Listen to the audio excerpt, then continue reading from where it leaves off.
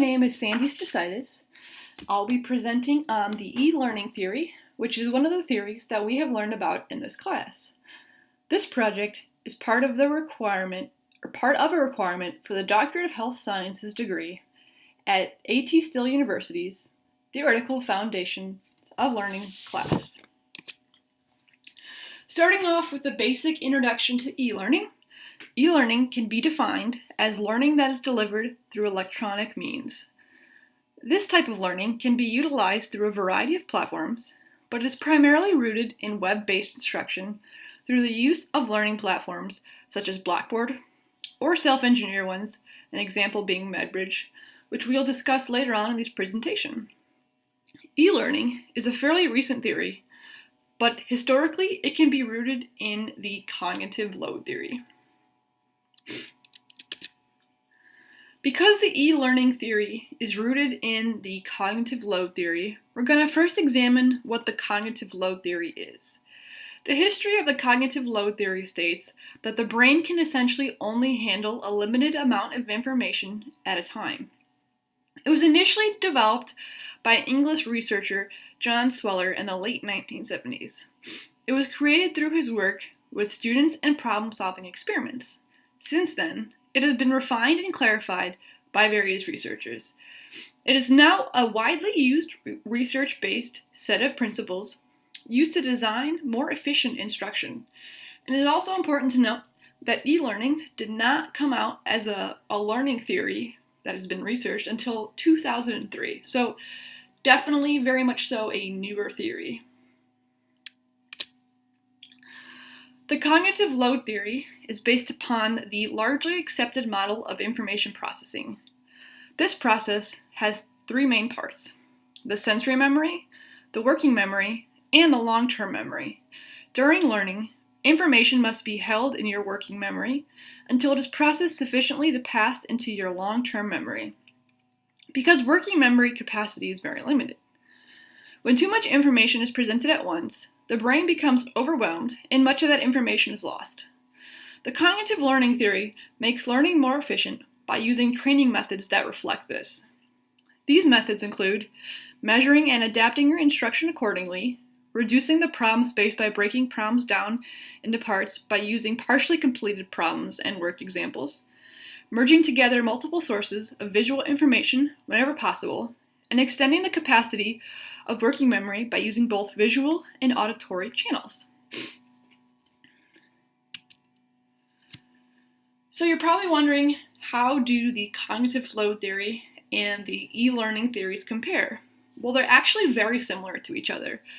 Comparing visually, you can see that the two are very similar, except the e-learning theory has this second aspect to it, which the cognitive load theory doesn't have. The cognitive load theory here is just the one, and then you see the two different aspects in the e-learning theory. So in the e-learning theory, there are two channels, an auditory and a verbal channel are in the top row, and a visual channel, which is a picture-based channel, in the bottom row. This is where the cognitive-based theory, or cognitive load theory, and the e-learning theory differ. E-learning focuses on the senses more, since with e-learning, there can generally be both audio and visual stimuli. The e-learning theory works in such a way that if the learner pays attention, some of the incoming words are represented in the learner's working memory as sounds, and some of the incoming pictures or printed words are represented as images in the working memory. If the learner mentally organizes the sounds into a coherent representation and mentally organizes the images into a coherent representation, the result is a construction of verbal and picture-based models in the working memory. An integrated learning outcome is produced when the learner makes connections between the verbal and picture models along using their own prior knowledge. The process of meaningful learning from multimedia involves 5 specific processes. These are selecting words, selecting images, organizing words, organizing images, and integrating everything together. More meaningful e-learning occurs when the learners are able to interact and engage with these 5 processes. The e-learning theory as a whole is intended to guide the design of instructional material presented in computer-based environments. Now examining the key elements of e-learning. There are 3 elements in the science specifically. First off, evidence, which is a base of replicated findings from rigorous and appropriate research studies. Theory, which is research-based theory of how people learn in electronic environments, and this is able to provide testable predictions. And finally, applications, which is a theory-based principle for how to design electronic learning environments. There are many strengths of e-learning. Learning that is computer-based is able to incorporate multiple elements such as printed text, graphics, and audio. There is also the time and location convenience where the student is not physically required to be anywhere, and the student is not required to be anywhere at a specific time. The students are essentially able to learn what they want, when they want, except when there are academic requirements for when assignments are due, and the student needs to get them done in a specific time frame. There's also web functionalities, such as discussion boards, blogs, video chats, that help create more student engagement. E-learning helps serve as a digital hub to access and transform knowledge, discuss experiences, and work on problems collaboratively with peers. A study by Gale et al. Looked at if e-learning was able to improve knowledge on patient safety. This study was a recent one. It was actually completed in 2019. The results of the study show that e-learning is both an effective and sustainable learning intervention. Students in the experimental group also improved their technical knowledge from 33% correct answers prior to the study to 73% correct answers after the study in the post-test. This helps demonstrate that e-learning not only has strength, but it is a reliable means of improving knowledge in a variety of topics, and in this study it was specifically knowledge on patient safety and students and current healthcare professionals. Even though 70% of higher education institutions say that online learning is a part of their strategic plan in the future, there are limitations to e-learning. First, we must investigate tools to help create different types of engagement for students to improve the online learning experiences that helps fit everyone's learning styles. It is also difficult to adapt content to the online format without losing some of the content knowledge, and you're also missing out on some of the interactions with students and instructors that you simply can't replicate online. Students may also require additional motivation and engagement to help them be successful in the online learning environment. There is also the potential for technological issues and potential issues with using user-friendly platforms. Finally, an online literacy gap with people who might not be as competent using online learning could prevent them from being successful. Looking at more specific barriers that have been identified, first off, the learner. The learner can have financial problems, or they just don't have the adequate skills to succeed in this environment. The teacher. The teacher can limit e-learning as they might not have adequate knowledge of applying e-learning theories. The curriculum. The curriculum can limit because it might not be well written, it might not be properly evaluated, and it might not be able to provide students with enough resources to foster their learning. And finally, the school itself may have organizational and structural factors that limit the students' learning. For example, not having enough access to online resources.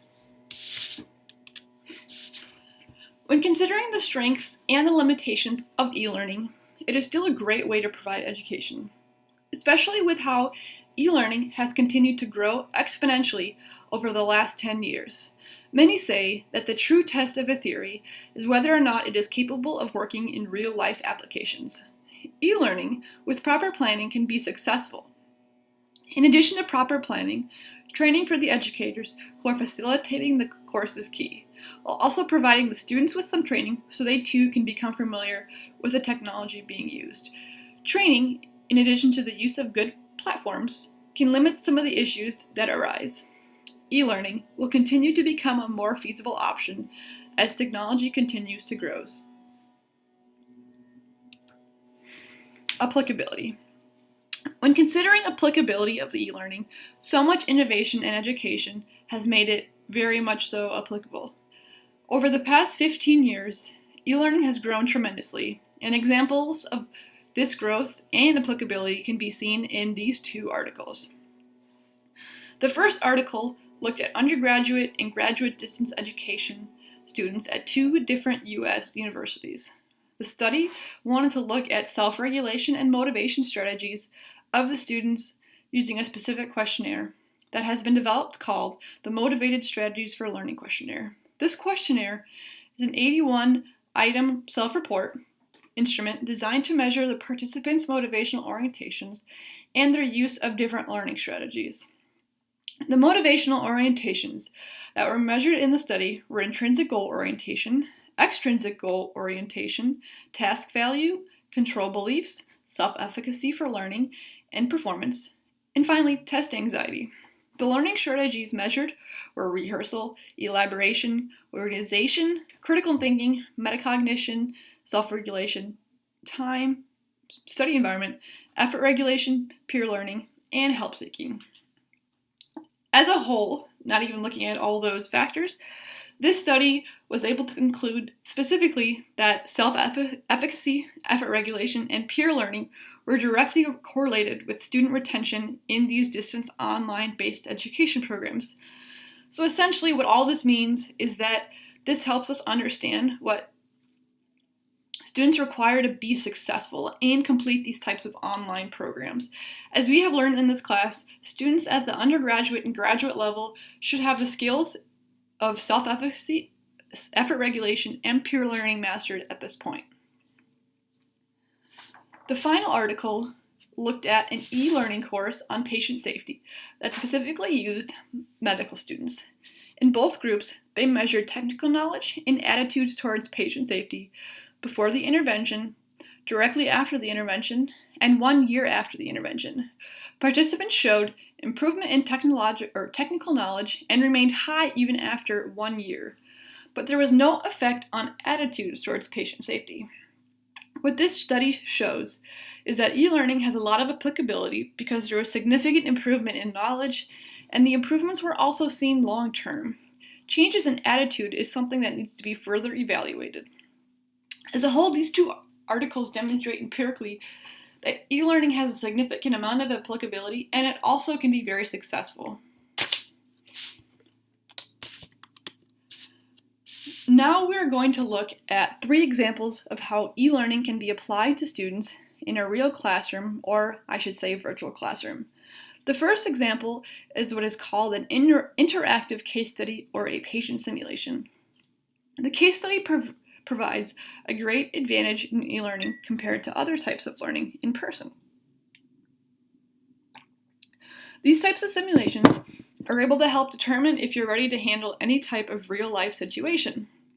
Essentially, they are able to create real-life problems, they have immersive graphics and sound, they have relatable and realistic characters, they have real-life tools and behaviors, and finally assessments and evaluations for them. Looking at this picture, this is a great example of a case study simulation. I myself got the opportunity to interact with this patient simulation. First off, you were given a patient history, and based on your answers, you were able to ask more questions. Then you were able to perform the patient evaluation, again clicking what you thought was best. Then you performed the physical exam, as you see here, which is what the picture is showing.